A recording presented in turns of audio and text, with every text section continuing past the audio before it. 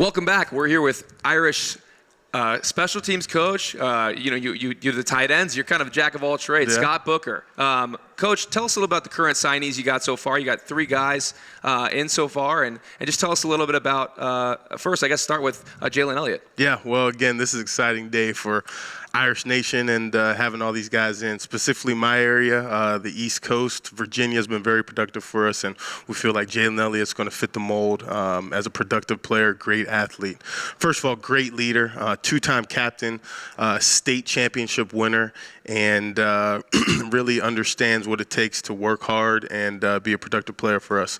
Played a lot of positions, played offense and defense, 2-way player for his high school team, and he'll play defensive back for us. You talked a little bit about your area, and maybe I should have started with that, but really, you're kind of all over the place. You're in Jersey, you're in Florida. Tell us a little bit about where exactly you are with recruiting, and maybe how that kind of transpired. Yeah, well, I'm originally from Pittsburgh, Pennsylvania, so I have a knowledge of that region of the country. But I'm specifically in New Jersey, Virginia, Maryland, D.C. area, which has been a very good area for us. And then you move down south to Georgia, and then northern Florida. So it's on the East Coast. I'm not really in the Midlands or in the West Coast per se. And then also what we do, we nationally recruit our position. So tight ends, I'm going all over the country. And then obviously specialists going all over the country for the best specialists in the nation. And we got one of the best ones in the class of 2016 with John Shannon. So we're excited about him as well. John Shannon. I mean, that's awesome to kind of get a very quality long snapper. I don't think people realize just how important a long snapper is to your success on special teams. Maybe talk a little bit about finding John and his recruiting process. Yeah, well, first of all, that topic of how important they are, they're probably the most underrated position because it's a position that is so unique to football. You're talking about an exchange that is either 7 yards as a short snap or 14 yards. So there's no exchange between 2 people that are longer than the short snap and long snap. Scott Daly's done a tremendous job for us for the past 3 years. We'll continue to do a tremendous job. And then we got the #1 long snapper in America with John Shannon. He was in the All-American game down in Texas, the Army All-American game, and is a proven long snapper that's done it here on our campus under pressure-packed situations. And we're just excited to get him here full-time in June. It's going to be great for him to learn from somebody like Scott, but really something that maybe people don't understand is that these long snappers not only have to snap it absolutely perfect, but then they have to run down on punt, and they have to cover the kick. How important of that coverage, the aspect, is that to you? What do you look at in the recruiting process with regards to coverage? Well, again, we'll go back to Scott Daly. Scott recovered a fumble against Boston College this year. Big play. Because of his, ability to run down the field. So first and foremost, the biggest thing we're looking for is accuracy and speed in the long snap and in the snapping ability. So that's the first thing we're looking for. We're looking for them to be able to reproduce the mechanics of long snapping every single rep. And so when you can reproduce those mechanics, that's whenever you become good to great. And then the next thing, obviously, is we want guys that are able to run down the field and be able to cover a lane. And, they don't have to be the best tacklers or anything like that, but they got to be able to run down, get in the face of the returner, and be in position whenever their time is called. Scott has a couple tackles on his repertoire. I know he wants us to say that. And then obviously he has a fumble recovery as well. And that's the same things we're looking for as production from John. They're not going to be the leading tackler on the team, but they're going to be guys that can get down there when their time's called. They're going to have to produce. That specialist recruiting cycle, I feel, is so much different than the skill positions. Yep. Maybe walk through the uninitiated to how you kind of identify specialist targets and then move forward with them. Yeah. Well, it's unique as well because you're not looking to take one every year. So with the other positions on offense and defense, quarterback usually is the one that gets the least amount of recruiting just because you take just one a cycle, right? Right. Every other position you're usually taking more than one. Right. Offensive line, you're taking 3 or 4. Defensive line, same thing, DBs. Right.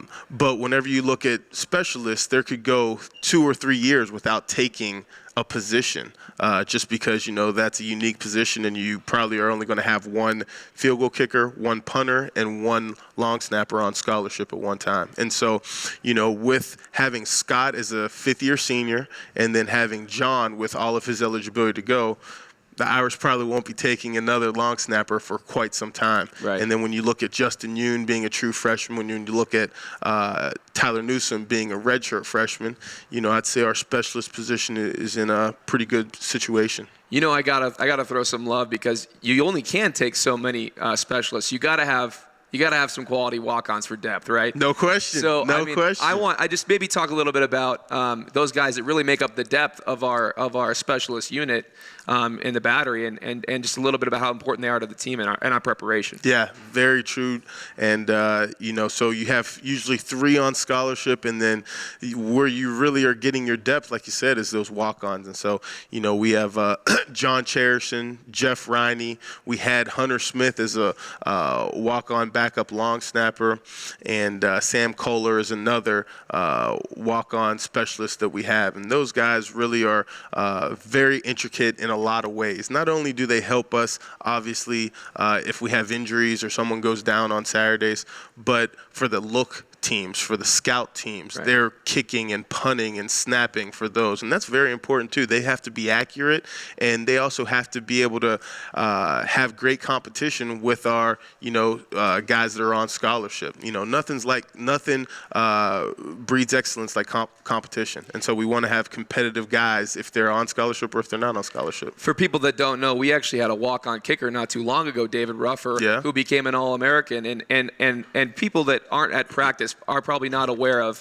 how many kicks really go on in a special teams period, and the kind of look that those guys give us. So obviously we're very thankful for that. Maybe just finally, I want to talk about a little bit of Kevin Stafferson, North Florida guy, and one of your recruits. Maybe just talk a little bit about going down into Florida and get somebody out of the South. Yeah, so KJ, North Florida young man, and he definitely was excited about being at Notre Dame. He came up to our Irish Invasion in the summer, which is a great event that showcases some of the top talent in America, from Florida to Texas to California to the East Coast to the Midwest. We have some of the best talent, and, he was one of the, if not the best wide receiver we had.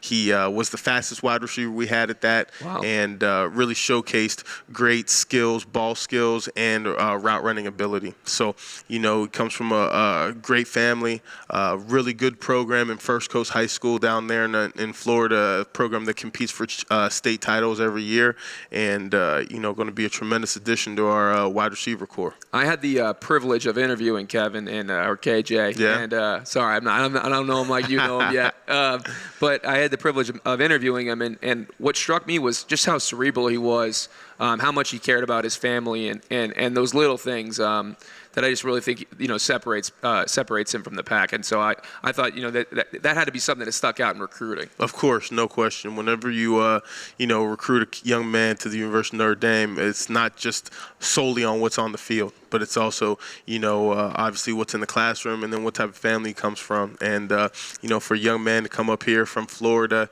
in the winter, his first weekend up here, we got a little bit of the white stuff, a little bit of snow, not too much, but he's just done a great job of just immersing himself in Notre Dame and academics and in our workouts, and it's going to be a really good addition. I was going to say, what do you mean with white stuff? It's 50 degrees outside, Coach. There's no question. We should put the cammers around and just show this beautiful day. Showcase Notre Dame. There's not a cloud in the sky. It's a beautiful day, and no question. Just all right.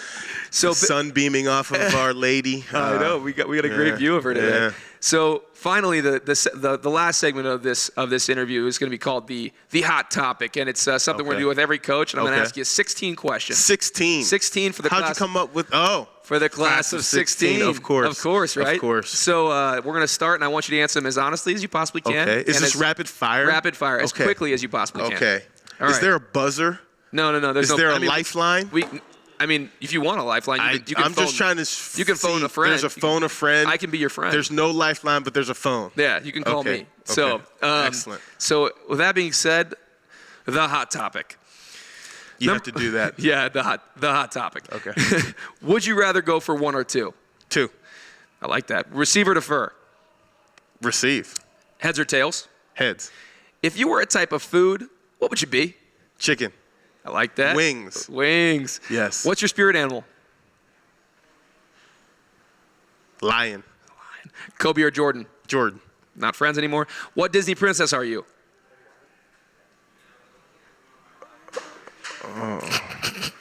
Where's that phone? Well, it's right. It's right here. You want? Yeah, You need I a need name. to phone a friend. No question. You could be Rapunzel, No. Cinderella, No. Snow White, No. Ariel. Possible. Okay, we'll go with Ariel. All right. That's also questionable. Ideal burrito type. Double chicken and steak, no beans. Oh, I like that. Do you think Disney World is a trap operated by a mouse? No. Okay. Would you rather be Coach Brian Kelly or SID Mike Birch for the day? Wow. Great question. Brian Kelly or Mike Birch for a day? It's first instinct. You got to go. Brian Kelly. There you go. Do you use umbrellas? No. Come on, man. Yes, Be, good question. be sensible. Go-to dance move. Running Man. I might have to have you demonstrate. If your life was a movie, what actor plays you? Shamar Moore. All right. Scale of 1 to 10, how attractive are you? I can only get to 10. No, I mean, you can answer whatever you want. It's your answer. Okay, but you only gave me 1 to 10. You had parameters. I mean, you can go off the scale if that's where you want to go. Okay. I think we got the answer we want. If you could have one superpower, what would it be? Flying. Coach, you like being tickled? No. Coach, you made it through the hot topic. Do you have any hot topics? I mean, like, can we? No. It's only one way. Thank you so much, Coach, for being on the show. With that, we're going to go to the icon video from Georgia Tech. Thanks so much. We'll see you in a bit.